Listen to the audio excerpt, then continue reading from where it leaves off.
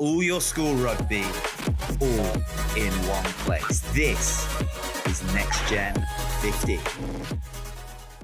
Hello and welcome to the NextGen15 podcast. I'm Angus Savage. Alongside me, Dan Richards, as always. Dan, how are you doing? Down in Wales today. Yeah, just down on a trip seeing family, but yeah, really good. Thanks. Looking forward to talking about what's been another fantastic week of schoolboy rugby and getting stuck into another interesting debate about who should make that side at 9. So yeah, no, lots to talk about. I know we were thinking about doing 9 and 10, and then I got looking at all the 9s, and I thought, my God, we've got a lot to get through on the 9s front. But first of all, a bit of housekeeping. You can get in touch with us on @NextGen15. That's @NextGenXV on Instagram, Twitter, and TikTok. We're also on Acast, Apple Podcasts, Spotify, and YouTube, where you can actually watch us if you are so inclined. It's a busy one this week. We've got loads of stuff coming up. There's some news. We're going to talk about transition from school to the pro game and other options that might be available. Of course, look at our top 5 from the weekend just gone. And then, of course, into those scrum halves, which is going to be really quite an interesting one. First of all, though, in the news, it was the first round of the Schools Cup last week, and we've seen a couple of others sort of tidying that up. In fact, a big one, Finborough beating Ipswich yesterday afternoon, which is a major result. But all in all, thoughts on the Schools Cup. I'm really enjoying that. It's a denser competition this year, which seems to mean that the fixtures are a lot more competitive. In years gone by, we'd see a lot of kind of walkovers early on, and then it'd get competitive as it got later. Yeah, we talked about competitions a little bit, haven't we? Under 18, particularly, has been in a bit of a mess is a harsh word, but for a while, that under 15 Schools Cup has kind of always been meritocratic, and you have a crack, and for a number of reasons, historically the AML Cup, as it used to be, in the days of Wilson's dominance and stuff like that, who obviously you get a rule change around how many boys can join school, which means some schools don't play, and then you get this 1 term, 2 term thing, which is, but it seemed as though after a period of it's not having a super strong cup competition for whatever reason. I always liked the Champions Trophy, but that maybe the split didn't quite work, even though I thought it was a good idea. But then now the Schools Cup, more teams have gone back into it. I think more teams are developing their players through the school, which means that they can compete in it. And yeah, we're getting some.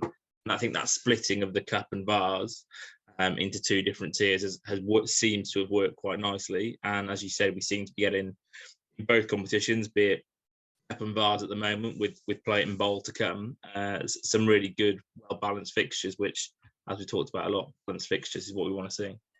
Yeah, I'm with you. I mean, I was always a massive fan of the Champions Trophy. I thought it just produced very good games. But I suppose the advantage of the disadvantage of it was that you ended up with this saturation of competitions where probably the quality was too diluted across everything because you had too many things going on, and now you've got a denser competition, and because of that, I mean, there's only 1, 2, 3 rounds of the Schools Cup before the quarterfinals. So the big problem that a lot of schools used to have, which was we're playing too many fixtures because we're playing Saturday, Wednesday, less of a burden there because they're now playing, Saturday, Wednesday, 2 more Saturdays, then a Wednesday, and you've got a bit of spacing. But it's been a pretty good start. There's been some cracking performances.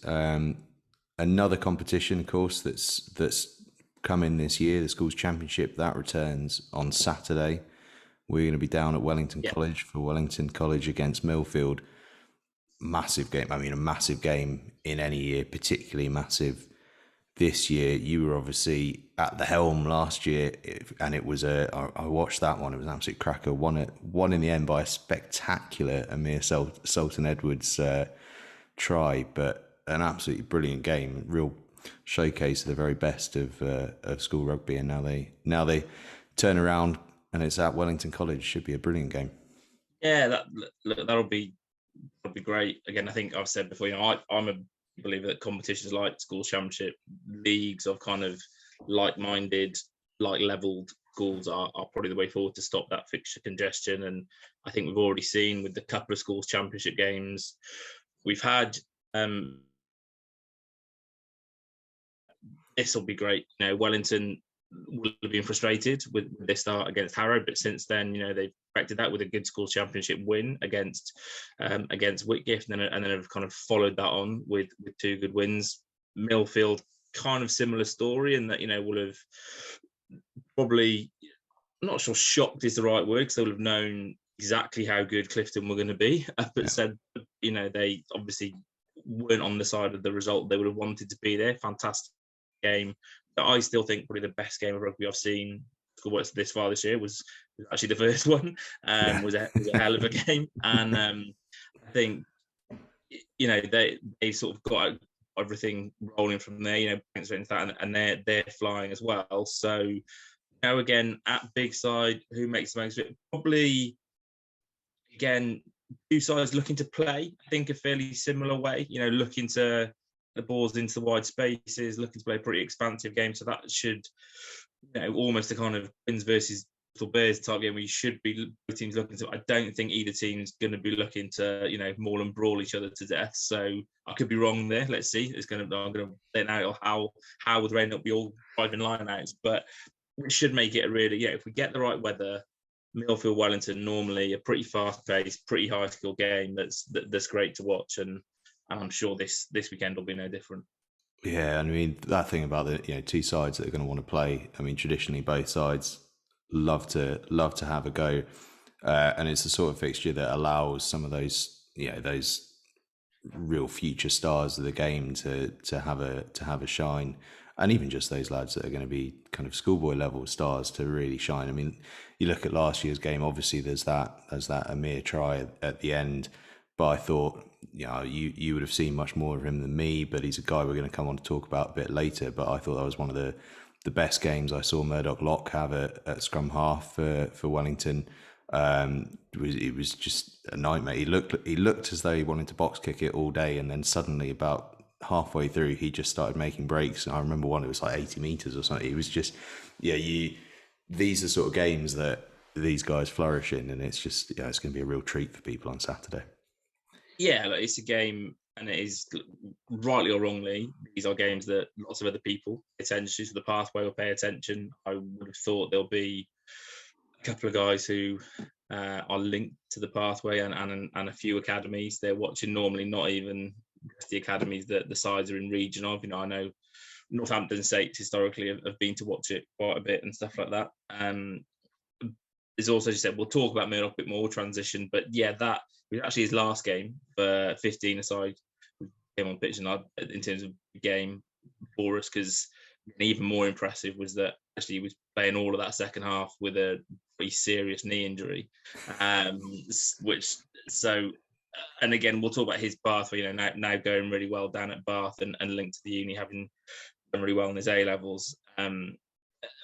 He was standout that day. I remember Mike Baxter, who at that point was assistant director of rugby at Millfield, moved on to Pride Park now, who himself was a professional 9, sort of saying, that was one of the best 9 performances he'd seen for a number of years. And I remember Murdoch being delighted. I think when someone in your own position recognises how well you've played that day, that's pretty special. So he was good that day, but as you say, Millfield, right, it was a great game last year. I think it was the right result. It was a fair result. Millfield did come out on top, but it was just a great advert for the schoolboy game. And as you said, that fantastic try to win it from Amir deserved a special moment. Finish it. It was fitting of the game, wasn't it? Yeah, and it got it, and I'm sure this year will be no different. 100%. And just sort of, well, actually, you mentioned Northampton Saints there. Often come to watch these things, and Northampton Saints are sort of other bit of news this week. This evening, as we record, are starting Stowe's Henry Pollock at 7 in the Premiership Cup. He was on the bench last week. He was due to be on the bench a couple of weeks before, but obviously everything ended up getting postponed.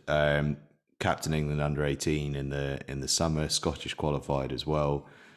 Barnstorming performances in his lower sixth, but what an amazing achievement! Particularly this early in the season, when we know that guys are still developing physically. To be getting that start is a great recognition of what they think his capabilities might be.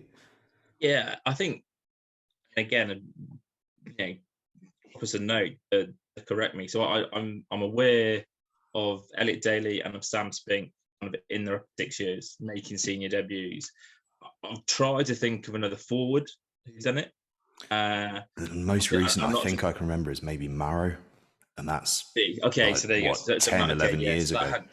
Fine, yeah. So it's that, so I think it's that it's incredibly impressive no matter what position you play.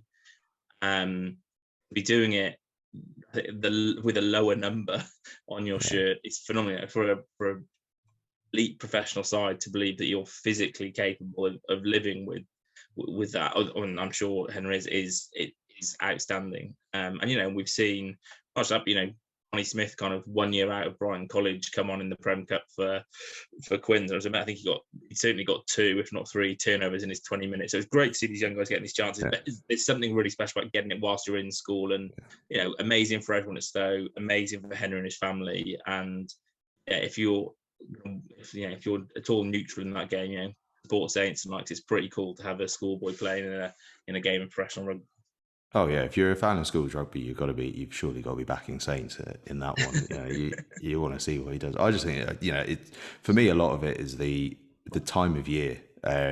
We just have famous thing about how a September birth date is much more useful than a July one. Well, a September debut in professional rugby or an October starting debut is a lot bigger challenge than a March, April one would be, because you've got 6 months of development that haven't occurred. I think it's incredible. Yeah, but what it leads us into, I suppose, is the main topic today, which is transition.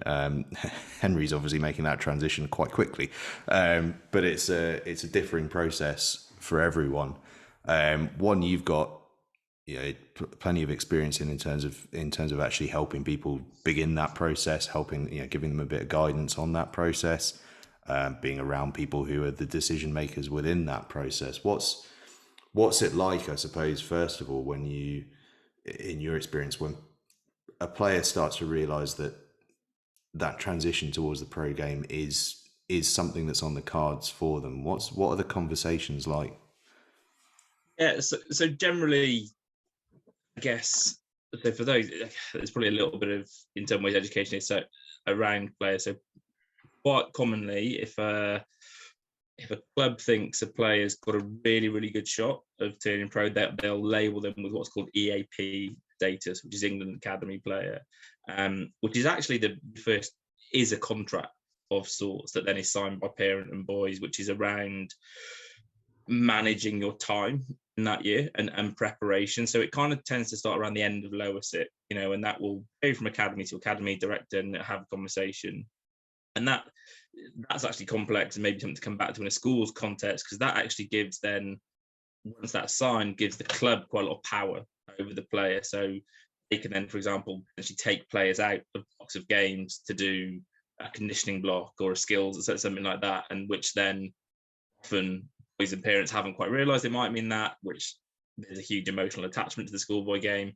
That's a different, again, to be fair to most academies, fully understand how important schoolboy rugby is to young players, so get that. So that's where it starts, and you quite often see a kind of change in approach then, in terms of much more professional, in terms of around that point, in terms of people's mindset, their preparation. It's hard, that we have to understand that these boys who are pushing for contracts, the reality is they will give up a huge amount. They will miss out on all sorts of natural bits of upper six, which 18th birthday parties, they miss out on a lot of just being 17, because they're having to be a professional athlete as well as a full-time student. I think a really important piece to talk about, linked to the Henry bit, is that for every, we hope Henry now will fly through and might even go straight through, and for every Marcus Smith, who obviously, is a lot. I'm going to be straight into a first team squad. Yeah, kind of is the reality of transition, which is you go from being, someone people like ourselves talk about a huge amount, as in the handful of best players in the country, to being at the bottom of the pile, to being, you're not necessarily the worst, but you're not known, you're not recognised. You're certainly not one of the players in the squad that people are talking about. 100%. And also, the reality is you're unlikely to play for that club. You're likely to go out. You're going to get loaned to a lower division club because you need to play men's rugby. And that's really hard, actually. Around, and expectations differ. I think sometimes players who have a lot of hype come with huge expectations, so we do really well. And I know, so very kindly, Finn Baxter, someone who went into the pro game with a huge amount of expectation, and as a front row managed to get some first team minutes in his first year out, which is absolutely phenomenal, and he's flying. He's playing in the Championship and playing in the Prem Cup. He's flying. He's agreed to have a chat with us to kind of talk as a player's perspective. So that would be fascinating. That'd be amazing. Well. Yeah, but it's that. I think it's that in your head around that kind of that of actually, okay, like I'm not now the person that sets the tone, because you'll be looked to lead at your school, at your academy, and all that stuff. But actually, now I've got to follow, like for the first time in a few years, and I've got to learn what being a good follower looks like, not what a good leader looks like. And I've got to get used to being at Harlequins or Bath for most of the week, and then rocking up and playing at Taunton or at Esher or at Rams or something like that. And that, or Worthing, and that's really hard, I think. And we can take it for granted. It's also, it's not, boys aren't paid huge sums of money. They aren't paid the sums that people talk about at the top end of the game. No. It's a really tough frankly, existence. they're barely paid.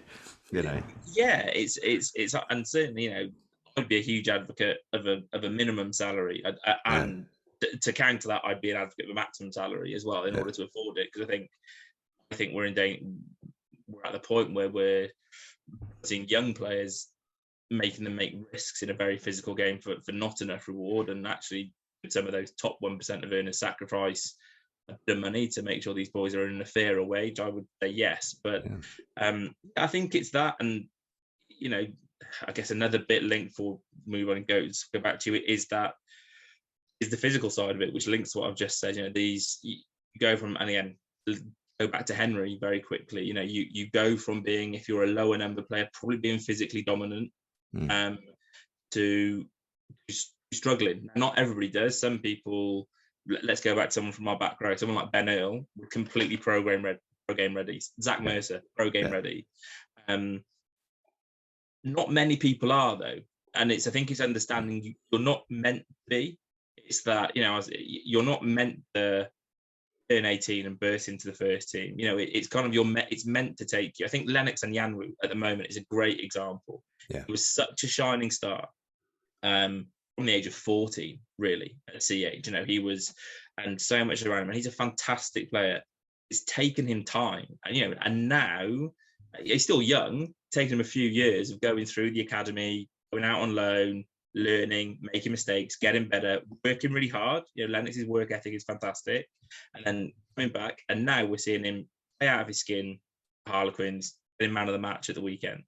And I think with him, it's a real world example for people that they can relate to, because we saw him in the Benno Urbano documentary Behind the Scenes with Quins last year, and Lennox played a big role in that, partly because he wasn't playing that many games, so he had time. But he was pretty open and honest about how hard he found it, and how he'd weighed up whether he should be in the game or not, and he'd the conundrums of whether you talk to a coach and you say I need to play a game, but he's worked through that, and he's reaping the rewards now. I mean, it's been absolutely fantastic for him. But the game thing, I think, is a real key point, because we've spoken about this. I think we spoke about it a couple of years ago, but weeks ago rather, probably a couple of years ago as well. Years ago, well, mate. But the England under-20s have had a real problem with the fact that their results haven't been great really in the last few years. But when you look at the average number of games played by the players within that setup, it's 5, 6, maybe 7 games a year. That's not enough to play rugby. And as part of this transition conversation, we're talking about guys who, as you say, have gone from being superstar, playing all the time, particularly when they're even younger, playing probably more than they're letting on that they played, to suddenly playing 6, 7 games a year and being asked within that to develop physically, develop their skill set, develop their game understanding, and yet they're not playing any games. It's a it's a side of transition that I think is people need to be aware of going into it, is that you may not get very many games, even if you go out on loan, because you may find yourself sat on the bench because then you're not with them all week, so they want to play their guy that they know what they're getting from. Yeah, 100%. You know, there's no guarantee. You know, let's use, I guess, Harlequins players at Worthing. You know, they'll have someone good. That's a good level of rugby. People turning up, no guarantee you get picked. I think it's, I won't name this. I remember being up at Broad Street a couple of years ago for the game, and a guy who was just new into Wasps came over. And you go from the year before, your academy manager speaking to your school coach, saying, look, we've got to manage how much, this guy's playing a lot of rugby, we're worried about burnout. And that's right too, you know, and there's a lot around that. You know, if you look at progressive rugby and what people like 25 games of rugby a year, I'd be an advocate for that. I think that's a good number, you know. But there's also, he hadn't played a game of rugby for 14 months. Because, you know, he picked up, he wasn't getting picked at his loan club because he wasn't there. He hadn't got the bit of luck he needed, and it's the sad reality, and we'll go, this kind of links to Lennox, is as a young player, you need a senior player to get a little niggle. You know, if Esthazen was fit, he'd be starting at 12. Lennox wouldn't have started at the start of the season. That is the likely reality. We obviously weren't behind the scenes at pre-season. No, but it would be surprising. Who would drop Esthazen, kind of thing? Exactly. Yeah. You know, yeah. So you need a chance. You need that to happen for you, and then you've got to grab it. There's a lot of things that need to go your way, and I'm hugely with you there. It's a problem. Now, let's not just identify problems. Let's try and solution. And I think I don't want to speak for both of us, but you know, we've talked a lot. But we both believe heavily in BUCS Super. BUCS Super has come on hugely. You know, the move to BUCS Super and a national league has made it so good. The links with Prem clubs, you know, it's now, if you're a professional rugby player, again, something people don't know, the minimum standard of rugby you're allowed to play as a contracted player, you have to play at least level 4 or above. The only level of university rugby is seen as that level is BUCS Super.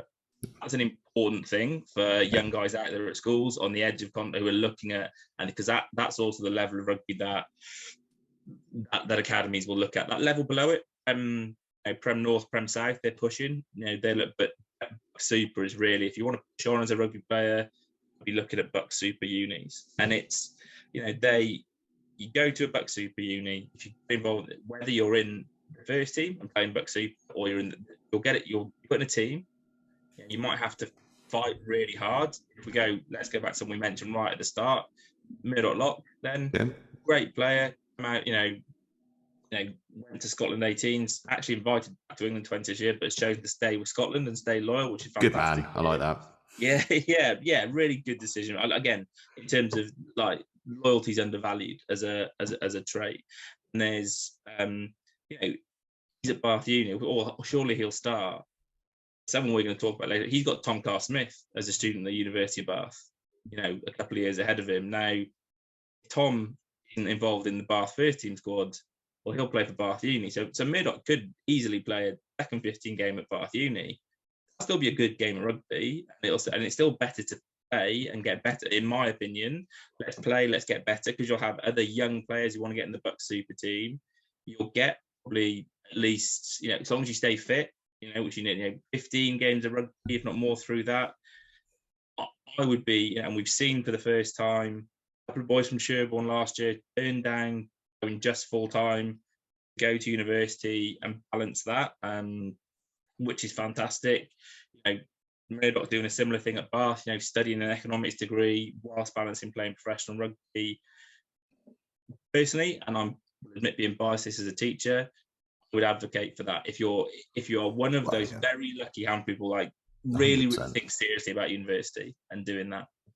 100%. I mean, it's all cliche, I suppose, but rugby is a short career. It can end at any point. You're never going to earn enough money to be able to retire outright when you quit rugby. Why not do everything you possibly can to mitigate against that risk and against that certainty that it ends fairly early in life anyway? You know, it's just common sense. I think if you have the ability, push yourself, it's hard work. You've got to commit yourself to more than one thing at a time. But the reality is you're setting yourself up for the rest of your life, and against the huge possibility that A, you get injured, or B, rugby does what rugby does, and there are only so many contracts that can be renewed, and there's only so many clubs, and there's only so much salary cap. The realities will start to bite. But the game thing is, I'm with you completely on BUCS Super Rugby in that, it's a great standard and it gives you games. Funnily enough, I had quite an interesting chat with my dad. We were just watching a game, and he kept going on about, these are professional players. How can they make such a simple mistake? And it was like a 19, 20-year-old lad, and I'm going, he doesn't know. He doesn't have game experience. So my dad was an all right player once upon a time, but my dad is in his 60s. So he has a huge amount of game knowledge. He doesn't know he does, but he's accumulated it over the years. I mean, this is just a kid who's never actually been exposed to this that much, and he's played 4 games this year. And funnily enough, his decision making's not on because he's not had to make one. And you need games. You need to have decisions presented in front of you in real life situations. It's all very well sitting and doing an analysis session and saying what you would do in that situation, but it's different when your heart rate's at 180 and there's a big lad coming to whack you. And it's also, I think, don't get, and you're right, you need games. You need to know you're going to play the week after. I sometimes worry about, let's take the Prem Cup. These boys get pulled in, and you're thrown into, like, you start second guessing decisions. You need to at some point to say, right, and this is where universities will be really good. They go, you're going to play the next 6 games, and particularly we're going to talk about 9 today, so it's a key decision making decision. You're going to have to make mistakes. You just don't worry. Like, it's not all going to go right. You're going to get picked next week, right? And you need to know that. Don't force it. And that's again to dad's, because young players, again, higher numbers now, where you have to make a few more cerebral decisions quite often. It might be like, oh, if I do this wrong, if I do try and counterattack here, rather than just kick return, and it goes wrong, I might not get picked next week in the next Prem Cup game, and I need to show what I can do. So I'm just going to kick return. Yeah, we want to see, and that's hard for some clubs to generate. I understand that. Universities have it. It's also, but even those other guys, it's a different experience. It gets you away. But in terms of your personal growth, as you said, you'll get a different skill. You'll meet different people from different backgrounds. You'll go. I think it's about being rounded and grow as a person as well. And I think university provides that. And again, it also opens the door to guys who might be listening to this and playing in their first team and not getting any love from their local academy. This gets you in front of another audience. This gets you into a whole different world. You can show, and we could, and maybe we will at some point, we could make a team of super graduates who are flying. Alex Donbrandt, probably the most high profile, but Luke Morthor, Simon Hammersley had an incredible career. He's actually, Simon Hammersley's a great example. The Premiership, graduated from Durham, Premiership rugby for a few years, really well, loved it. Because he's got a degree from Durham University, has now chosen to go and get a job working in finance. I mean, he's got that choice, which is amazing. So, and he's been the man in control of his decision making because of that, and that's as much as anyone can ask for really in life, let alone a rugby player, to be largely in control of your own decision making. But also, I mean, it's a good point you make. Guys like Donbrandt, guys like Northmore, guys like Tom Pearson. These are guys that were over in Cardiff at Cardiff Met, and they're now playing over in London. So it shows you that you're exposing yourself to academies that you wouldn't necessarily, as a schoolboy, have been exposed to. Although, of course, Donbrandt was exposed to Quins just because of being John Fisher. But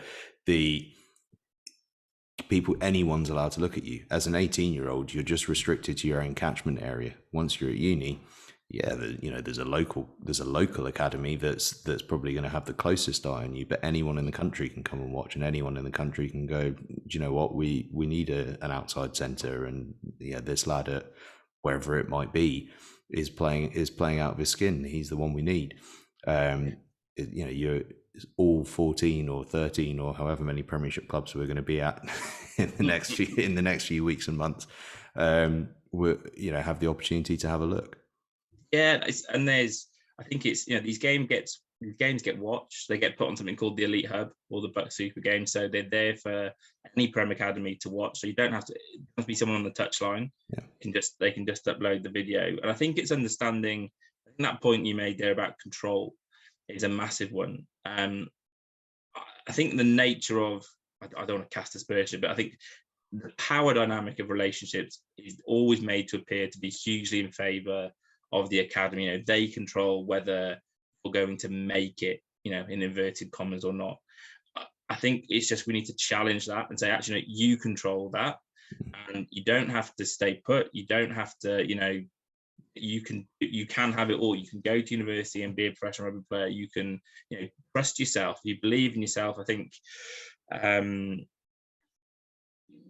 I feel like Tom de Glanville is a great example. I think Bath wanted him to go full time, and I think certainly his mum, if not both parents, teachers, very keen on him getting a degree. And they said, "Look, I'm going to go and get a degree."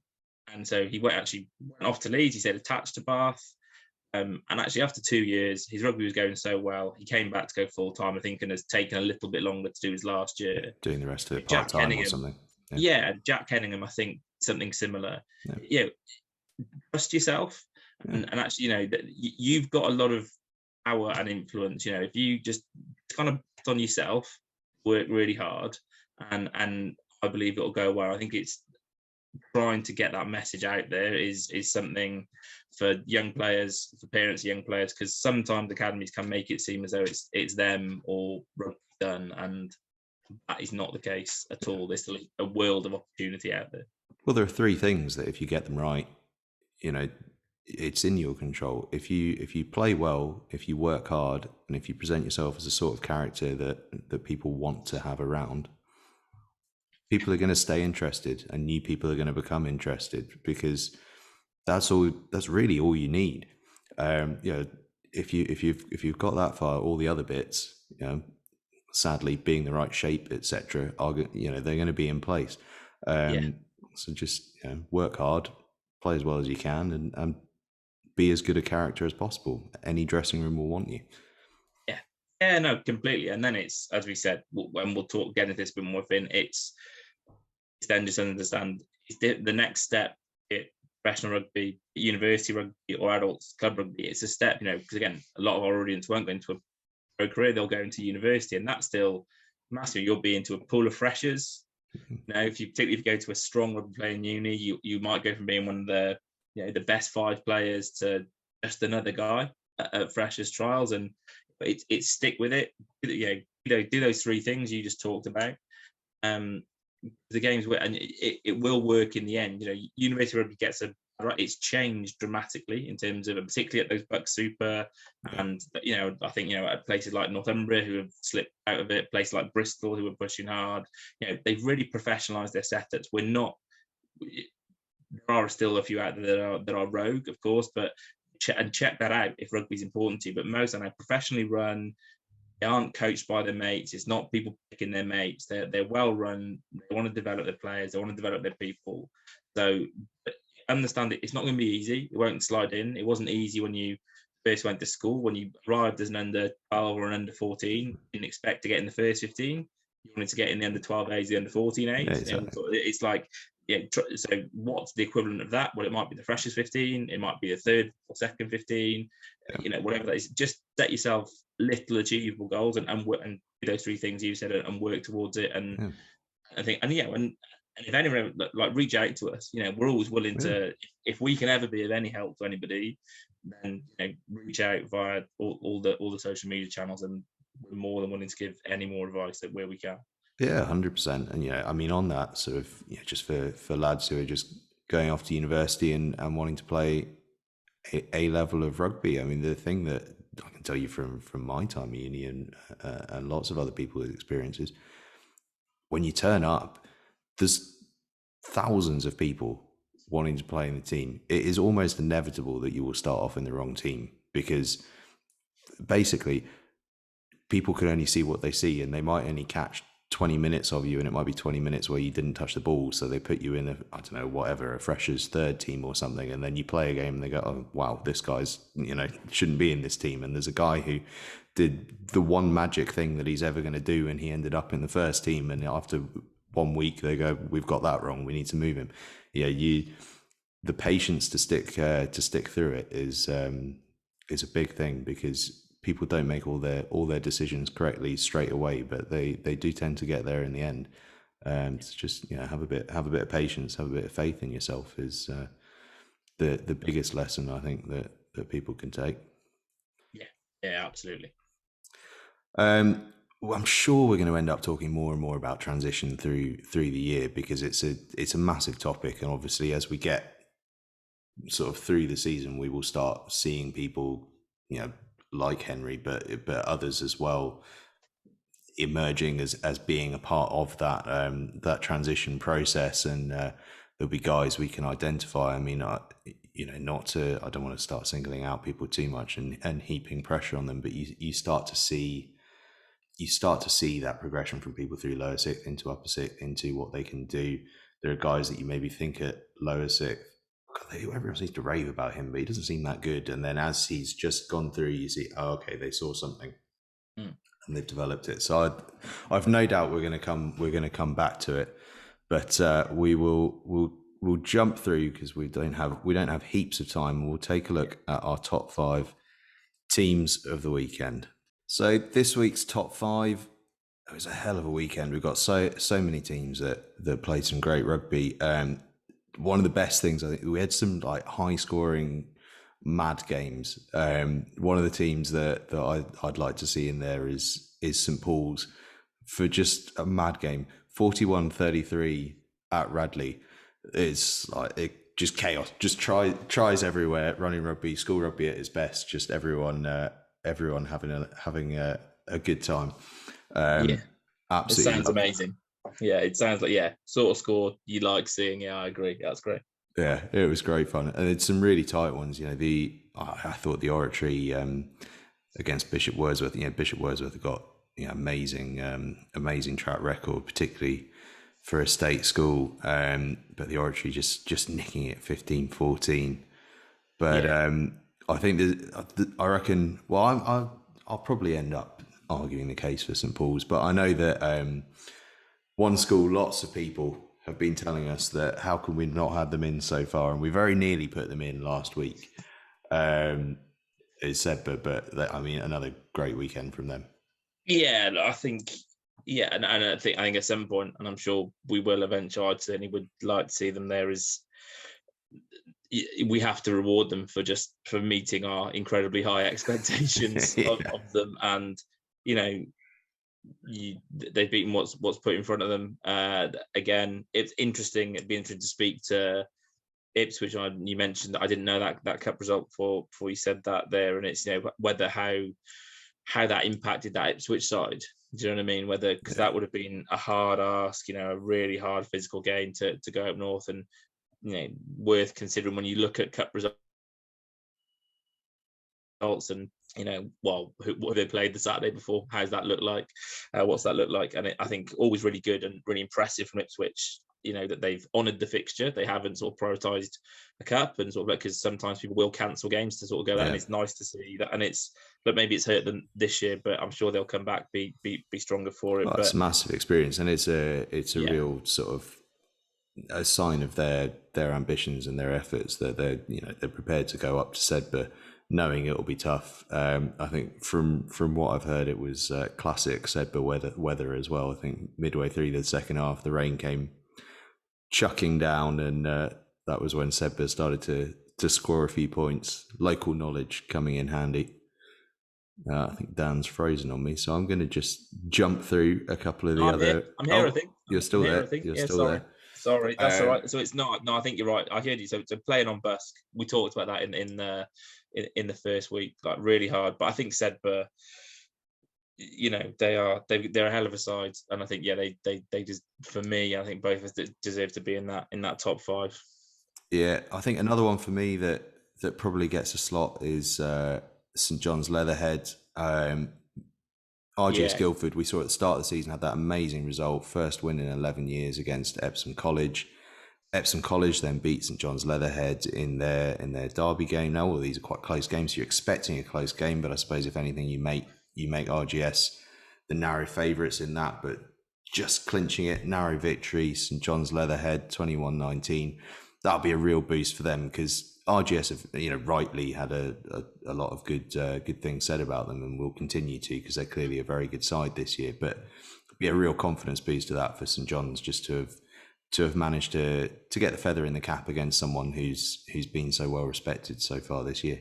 Yeah, I think it shows, and I agree they should be in the top 5. I think it probably shows how tight it is, outside of it. And again, we're not trying to be elitist when we talk about this, but I think we do agree there is a bit of a gap between those very top schools and that kind of next band underneath. But within that band, it's really tight. And actually, Massively. what we're seeing, I think what we see there is probably a game that RGS Guildford, based on what they've done so far, we might have expected them to just nick it, but St John's have shown no, they've got quality too. Like they're going to work hard, and yeah, great result, and will be rewarded by being in that top 5 sides of the week. Kind of, I think linked to that, well, almost more, maybe perhaps more linked to the Sedbergh thing, as a team who flew last year in Berkhamsted, who maybe we look like they weren't quite going to be the same side at the start, but they've gone down to Seaford, which is a good Seaford side. They pushed Wellington College hard the week before, and come away with what looks like a great game in a 36-16 win. I think they scored a couple latish to kind of put a bit of a gloss on it, but it's again, who knows, maybe it was missing a couple of guys back, or just coming into form, things clicking. But that's a great result. Whether they'll make it or not, but they'd be one for me that'll kind of be in the mix, I think, again, and certainly worthy of mention anyway. Yeah, I think so. And they make it for doing that thing that I always quite like, which is where a side kind of creeps up on you in terms of what they're doing. So I don't think they've dropped a game yet, and yet, as you say, there's been a sense of, are they quite what they were? Are they quite not? And then they're just playing slightly better opponents and still managing to get the job done. And you start going, okay, yeah, fair enough, going well. And probably on that same theme, probably the side I'd jump in for that 5th slot with, which is Oakham, who again haven't dropped a game yet, haven't really been spoken about very much, but have just kept plodding along, putting in some really good performances, and then on the weekend putting in a good performance against a side that are always competitive in and amongst that circuit in Bromsgrove, and pretty decent victory as well, 36-12. So I think the Oakham deserve a huge shout out for that, in a similar sense to Berkhamsted, with that kind of just sort of lingering around long enough, and then everyone goes, hey, hang on, looking pretty good actually. Yeah, no, I think that ends us. I think that gives us a pretty good top 5. But you said, there's a couple of scores. I'm sure, it's that Camper Blundell's game looked great as well.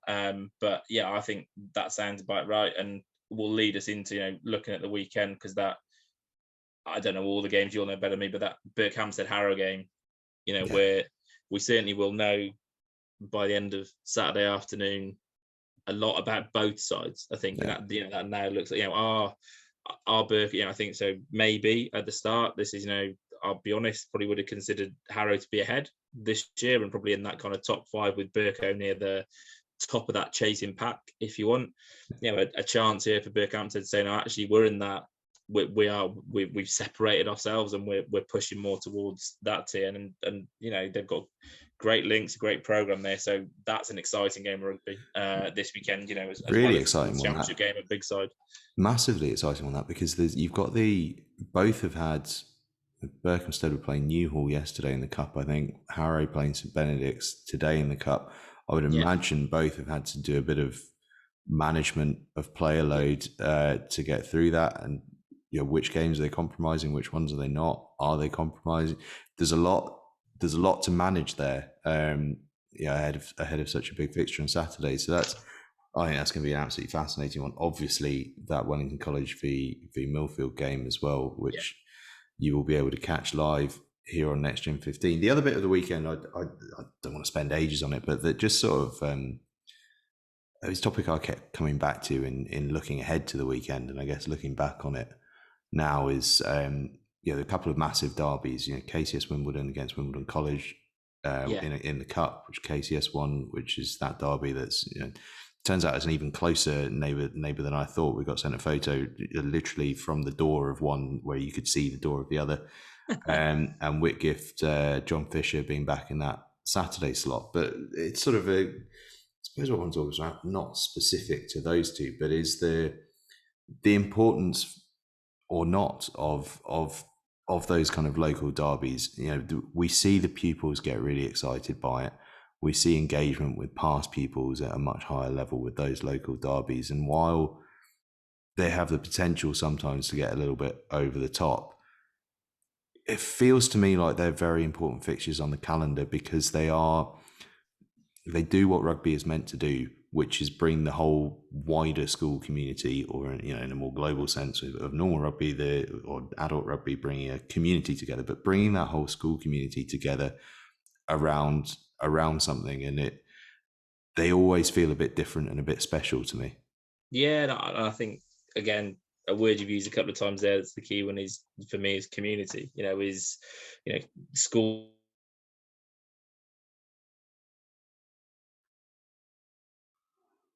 Nope, we lost you there for a second, Dan. On my back, sorry. Yeah, you're back. You're back. We got you as far as the word community. Yes, schools are more than just one constituent part, be it their academics or their sport or their music. And these games tend to bring all those parts together because, whether it's people have looked at both schools and or they've got friends, they've probably got friends at both schools, stuff like that. And it's from what we see and what we know, the John Fisher Whitgift game, having not been on a Saturday for a while, went off really well on Saturday, and that's so pleased for that because it is a special day. And the Wimbledon derby's been the same, like that kind of before the Whitgift fish one got a bit out of hand, that one had the same. People are getting that right now, so no, they're special days. For all those games, lots of old boys will come back, lots of previous parents will come back and have a nice day, and people will meet up. They become quasi reunions for former sides, and no, they're great, and it's really good to see them there on Saturdays as key parts, as you say, of what schools do, and going off well, like going really well, and with being passionate but not boiling over. So amazing. Yeah, I just think they're really, really special occasions. So I think we've got the top 5 settled: Berkhamsted, Oakham, Sedberght, St John's, Leatherhead, and St Paul's. Good mix there. I think that's pretty nice. Would let us know on at NextGen15 if you agree with us or disagree. That's how wrong we are. Let's have some agreement. Everyone feeling the positivity this week. On to the other bit that I'm sure will create lots of debate. Our Schools 15 of the decade. We're on Scrum Halves this week, so the pack is complete. So just run everyone through the pack in case they're just catching up. So we've got Benno Urbano from Dulwich College, Alfie Barbary from Bloxham, and Finn Baxter from Wellington College in the front row. Chris Shunzer from Whitchurch High and Joel Kapoku from Oaklands College in the second row. Bit of a fudge between Tom and Ben Curry from Oundle on the blindside flank. Ben Earl from Tunbridge at 7 and Zach Mercer at Merchiston Castle at 8. That's a pack that's doing well. No one's beating that pack. I'm happy with that. This size on the front foot. Yeah. So we want a scrum half. I mean, it's an easy ride for the scrum half here. But we've got, I mean, I was pulling a list of options together, and they're just mad. We've got so many.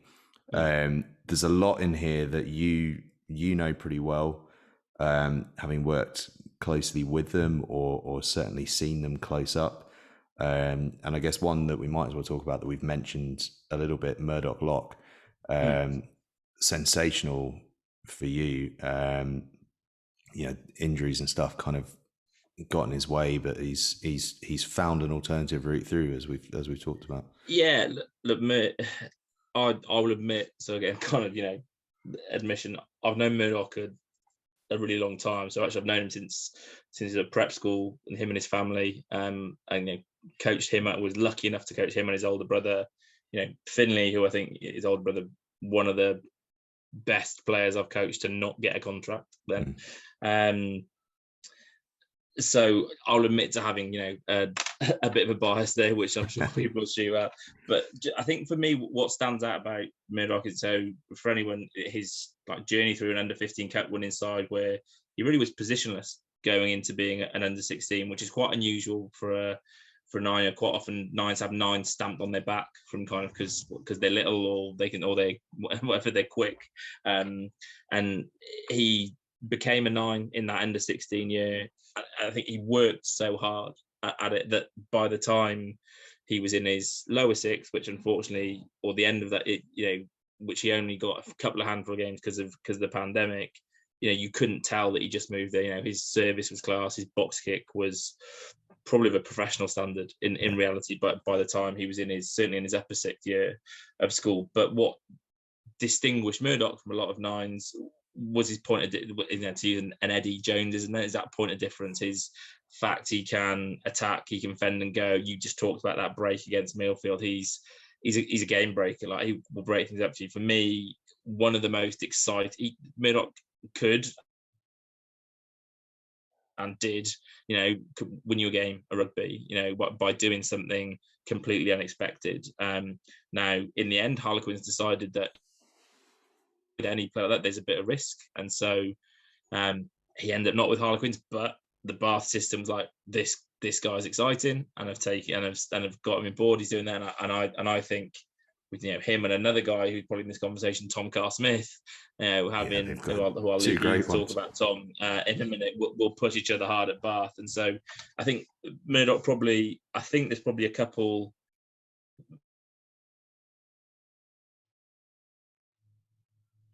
Missed so much schoolboy rugby. It's about what you do in that schoolboy shirt, and it's relatively at first team a small sample size. I think probably just misses out, but certainly a great player. And yeah, I think you want to talk about Tom a couple of others.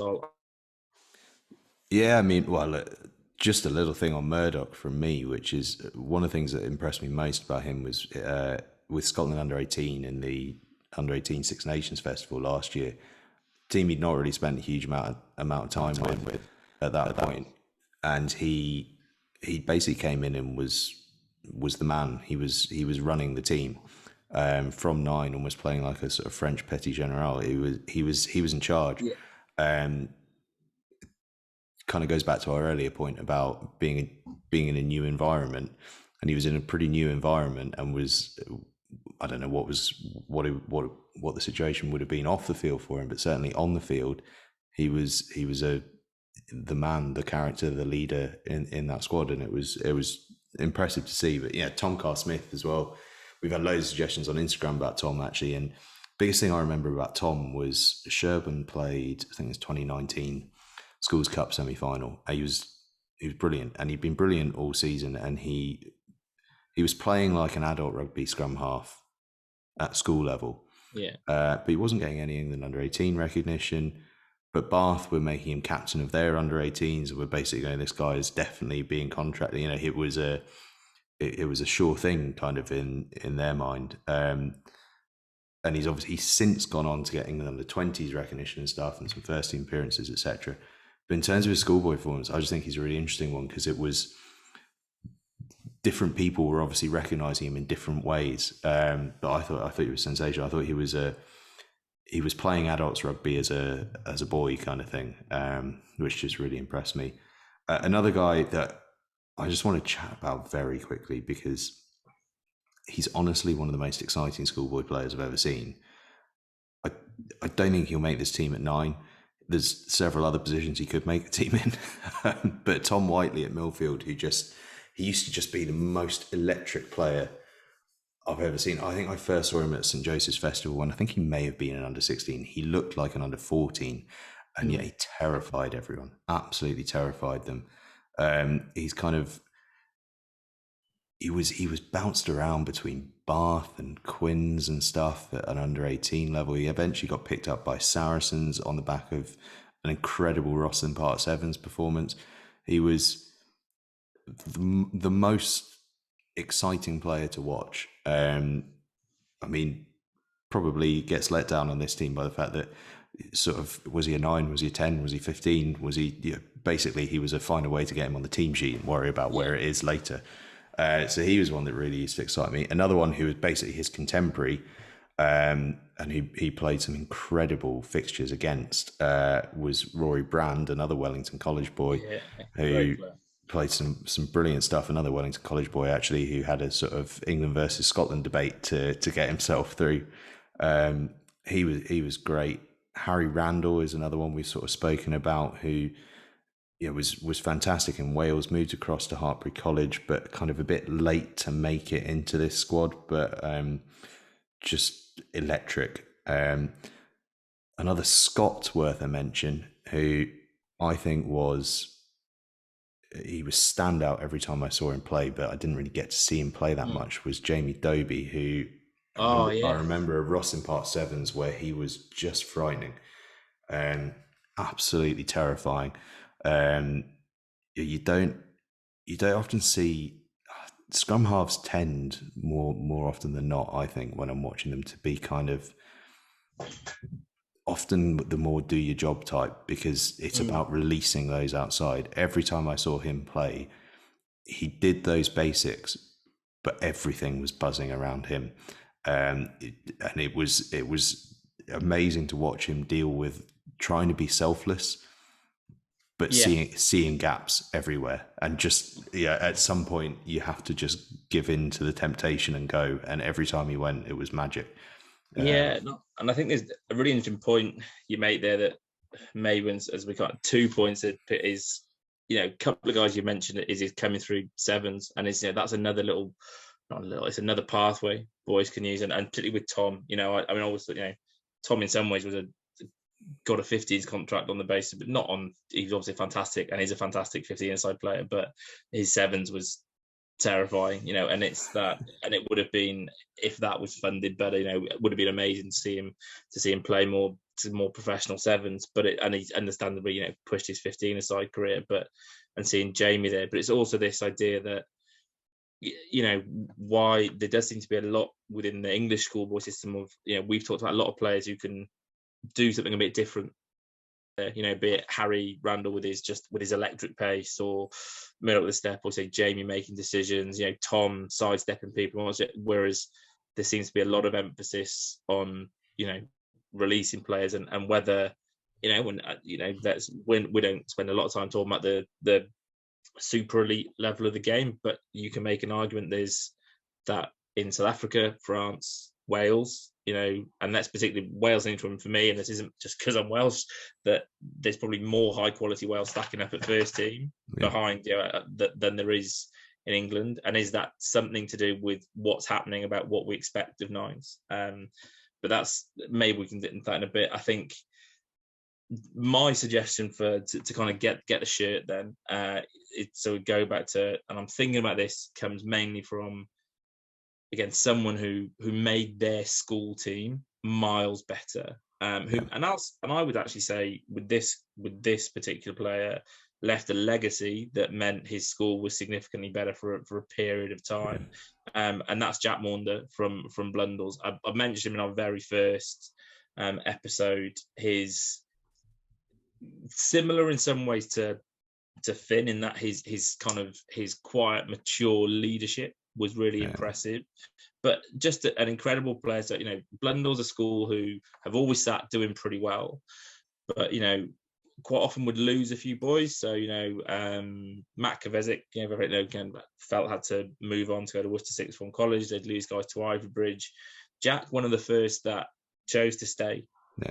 To finish his education at Blundell's. That first team then pushed on to sort of, from always being completely second to all of a sudden you're pushing Millfield hard in games for a few years. Following Jack, when Jack then went on to make Champions Trophy semi-finals and a final, and I think and they started attracting guys. Then people started wanting to go there, and I think that can be directly attributed back to Jack's decision to stay, and what he then did and led that team to.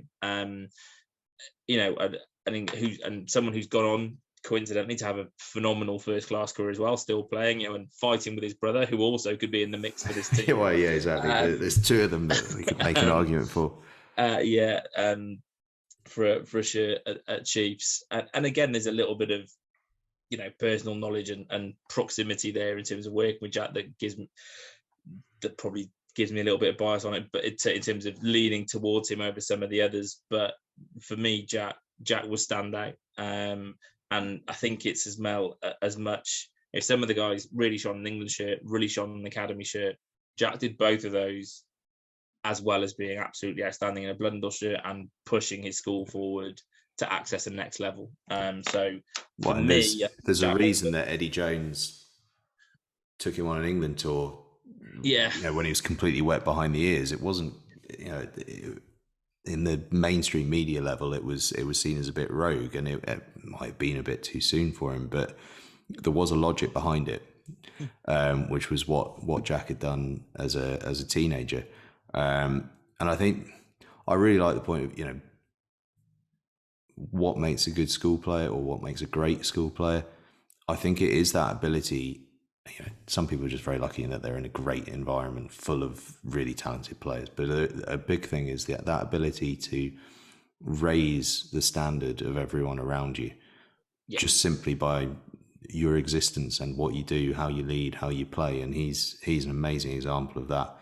Another amazing example of that, I think, is another guy who is going to be in with a shout here, is Alex Mitchell up at Lim High School. He's sort of the other way around from Jack, I suppose, in that Jack was then followed by his younger brother Sam. Alex was preceded by his older brother, I think he's called Jamie Mitchell, who was a top player as well. But Alex came in and raised the standard even higher. And I actually remember, you know, we talked about Tom and Ben Curry last week. I remember, I think it was a Schools Cup quarter-final at Oundle, and the Curry twins had been untroubled basically by anyone they came up against, and then Alex Mitchell came for Lim High School and was such a threat around the fringes that they were occupied. And it wasn't that he was doing anything that you'd come away going, God, that scrum half was incredible. He was just occupying them. But by occupying them, everyone else could play, and suddenly you had an even game. Whereas, you know, no one else had been able to do that, particularly because there was two of them. You know, how do you occupy two Curries? You know, but he I think on a similar level to Jack, just he took a good group and it elevated them to sort of super competitive status.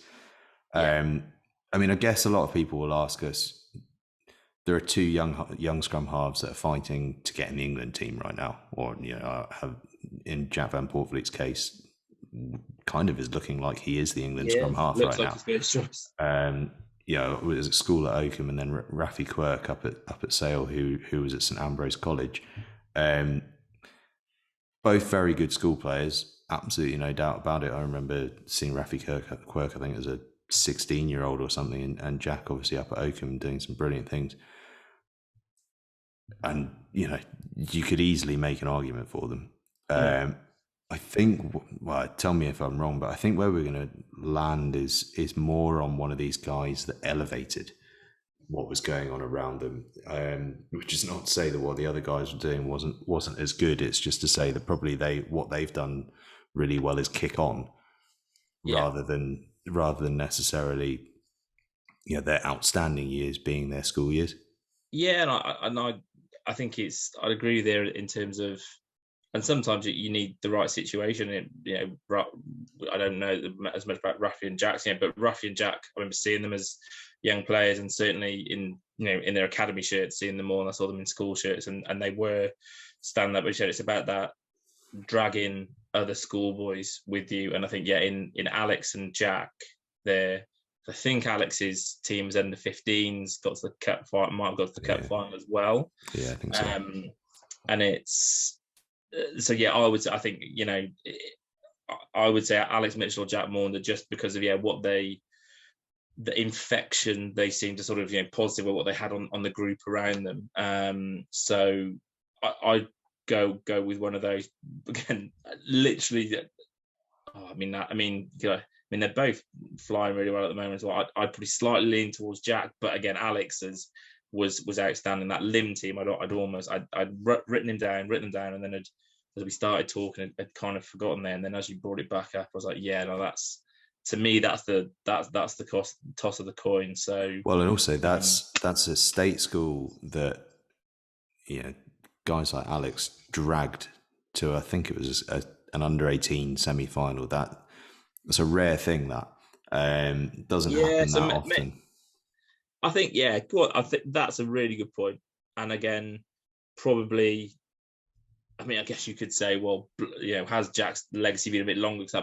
But I think, as you said, the Lim in that moment were in goal conversations and really special, led by Alex Kleebin. And so, I think for that reason, I think you've persuaded me. I was pretty firmly on Jack, but I think you're right there. Yeah, I think Alex Mitchell's probably our 9. All right, I can go with that then. Alex Mitchell from Lim High School gets the 9 shirt. Just a couple of other names that I just want to throw out there because they just they did some brilliant things. I thought Ben Douglas last year for England under 18 was a really good player up at Gosforth Academy. Will Porter from Merchant Taylors, coming from a fairly small rugby background, performing incredibly well, and then going on. He's starting to get real recognition with Wasps now. Ben White, another one who probably didn't get an opportunity to shine that much in his school shirt, which is why we've not really talked about him too much. But certainly in his academy shirt through the age grades was fantastic, and played first team. Still he played first team at school, didn't he? Yeah, I think so. And he's the owner of what I think is one of the greatest debut moments I've ever seen, where he came on for Scotland last year as a blood injury replacement or a head injury replacement or something. He was on the field for about 4 minutes, scored a try, trotted off, and he gets the win on debut. That's just as cool as it gets. Going back a little bit, Will Homer at Sherburn was awesome, and among the ones to keep an eye on this year, I think is Archie McParland up at Stowe, and Sam Bryan from Felsted as well deserves a bit of a shout out. Excellent. But I think you're right. Beforehand we were saying Jack Maunder, Alex Mitchell, that's where we feel like we're going. I'm pretty happy with Alex Mitchell. Yeah. So Alex Mitchell is our scrum half. I'll tell you what, Alex Mitchell playing behind that pack on the front foot is going to be having a great time. So much space for him to go and occupy. Fly halves next week. I think that might be a shorter conversation. Yeah. I've a lot of players, but there's a few that have. Yeah, there's an awful lot of very good fly halves. But there's probably one that's yeah. But we'll see where we get to. That's been good stuff. We're going to be back next week with our St Joseph's Festival preview. We'll also be looking at the Murchison Castle Festival as well, plus a few other really exciting fixtures. Sedbergh against Blackrock College is jumping off the page for me. Sort of fixture I love to see. Top school from the UK against top school from Ireland. We know about that Irish schools programme. We hear about it all the time in terms of what Leinster are doing, in terms of their connection with the schools. Very excited to see how that one goes. Yeah, it's going to be a great game. Yeah, it's going to be good fun. But that's it for this week. We're going to be back next week with all of that. But in the meantime, please get in touch with your thoughts on that scrum half selection for the schools team of the decade. Give us your fly half suggestions as well for next week. We're going to be getting into that. Top 5, Berkhamsted, Oakham, Sedbergh, St John's Leatherhead and St Paul's. Let us know your thoughts there, and do keep in touch through the week with how your schools are getting on. We'll be more than happy to consider them for next week. But in the meantime, have a great weekend. Dan, enjoy the rest of your time in Wales. And Make sure you stay in touch with us on @NextGenXV, @NextGen15 on Instagram, Twitter, and TikTok. And you can listen to us on Acast, Apple Podcasts, Spotify, and you can watch us on YouTube. Thanks very much, everyone. We will see you next week.